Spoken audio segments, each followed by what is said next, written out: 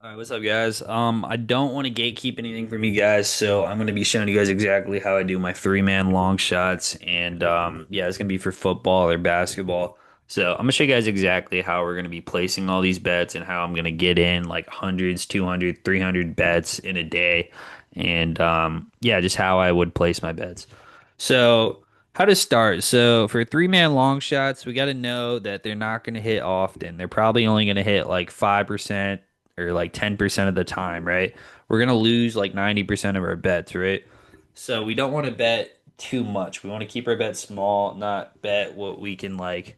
We need to bet what we can afford to lose. We don't want to overbet. We don't want to be like stuck at the end of the day down like hundreds or thousands of dollars. So we want to keep our bets small.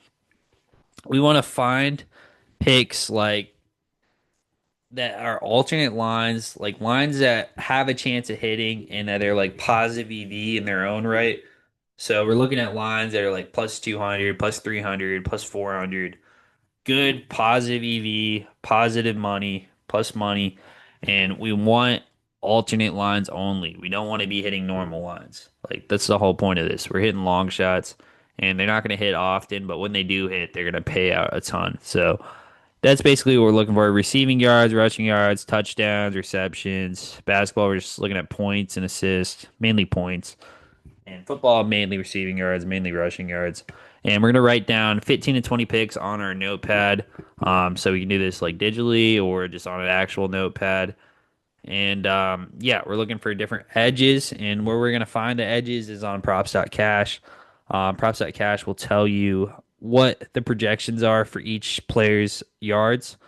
So we're using props.cash and our intuition to determine whether lines are too low and if they are too low and the projections are like maybe 10 yards, 15 yards, 20 yards higher than their actual line, then we definitely want to hit the alt lines. We definitely want to hit the alt lines for the extra 10, extra 20 yards. And we're just going to need our players to perform good. Like we need a good performance at the player, then they'll hit their alt lines. And if they have an average performance, they probably won't hit their alt lines. If they have a bad performance, they won't hit their alt lines. But they have a good performance or a great performance, they'll hit their alt lines. So we want our alt lines to have at least a 25% chance of hitting. We need plus EV plays. We don't want to do anything that's not plus EV. So say we have a 25% chance to hit a certain line. Ashton Jonty for 20 receiving yards, for example. We'll try to hit him. We're gonna get him at plus 500 odds, and if we have a 25% chance to hit, it's plus money. Say we get like a 30% chance to hit. Let's say like CD Lamb for like 80 yards or something, and it's plus 300. We're just gonna go ahead and take it because it's plus EV. Like this is plus EV right here. It might be hard to believe, but it is plus EV. A plus 200 at a 33% chance is like even. But like if you got like a 40% chance to hit a plus 200, then it's plus EV. So hope you guys understand that. But yeah, we're looking at receiving yards, rushing yards, touchdowns, receptions, and then points and assists. So mainly looking at points for basketball, mainly looking at receiving yards and rushing yards for football.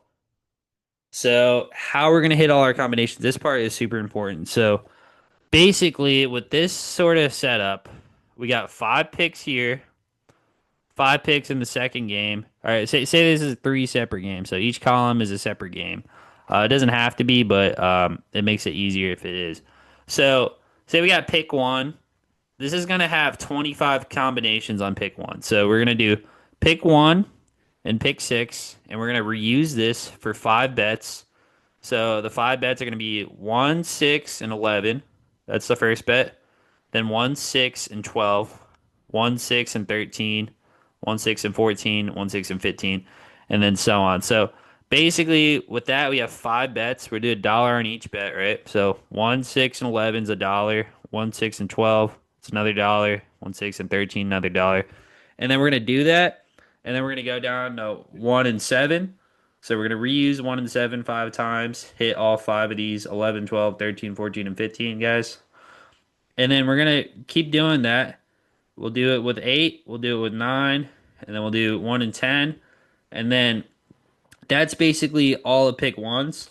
So if pick one loses, we lose all of those. But we got $25 on pick one, and we have all the combinations covered.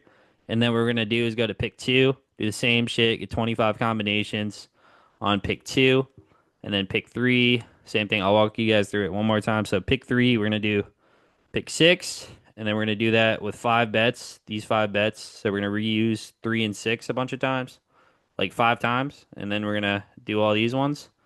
Pick three and pick seven, and then we'll do 11 with it, 12 with it, 13 with it, 14 with it, and 15 with it.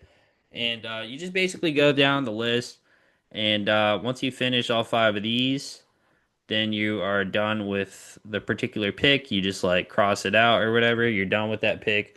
This way, we're doing a max of $25 per bet, and it's basically $25 on each player. So if one of them loses, then you basically lose $25. But if like one of them hits, then it's like absolutely huge because you have 25 bets open. So say pick one hits. Now we have 25 bets with like two legs left, and they can each make like 80 bucks. So that is kind of what we're doing. So how much are we betting? So with different setups, so say we have like five in one column, four in one column, and then four in another column, then we got 80 combinations. We have six in each column, then it's 216 combinations. Five in each column, it's 125 combinations. So like I kind of do it based on how many combinations I have. If I have like a ton of combinations and I have to do 216 bets, like I might lower the bet size, 0.75 cents. So 75 cents here. Um, so that would be like 160 bucks. If we're doing 80 bets times a dollar 25, so we have less combinations, we want to put a little more on it.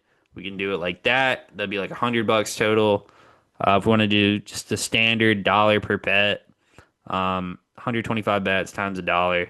So even though we're only betting a dollar, like we said, each player we have on there, if they lose, it's like minus $25. So it's really not betting a dollar. We're really betting like $25 per player with the 5 by 5 by 5. So that is something to keep in mind. So we want to make sure our guys have at least 25% chance of hitting, just so we're not completely throwing away our money. But basically, if we get one of our 125 bets to hit, we're almost at break even. Like a dollar turns to 80 on these like three leg long shots. It usually turns to 80 or like $100. So we really only need like one of our three leg parlays to hit to be like nearly even. If we have two of them hit, we're making money. Three of them hit, we're making a lot of money. Like if we make any more than that, like we're making a lot of money. But that's the thing. You're gonna lose most of the bets. We're gonna lose a lot of them. So that's something to keep in mind. Sometimes you'll lose all your bets, but sometimes you'll like print money. So that is a thing. We can print money with this method, and it's actually like super efficient. Like we're not risking that much to be able to print money. So yeah, that's gonna be it for this video. That's the three leg parlay long shot guide. And I'll catch you guys in the next one. I'm gonna make one for the two leg long shot guide as well. So check that out if you want to. And I'll catch you guys in the next one. Peace.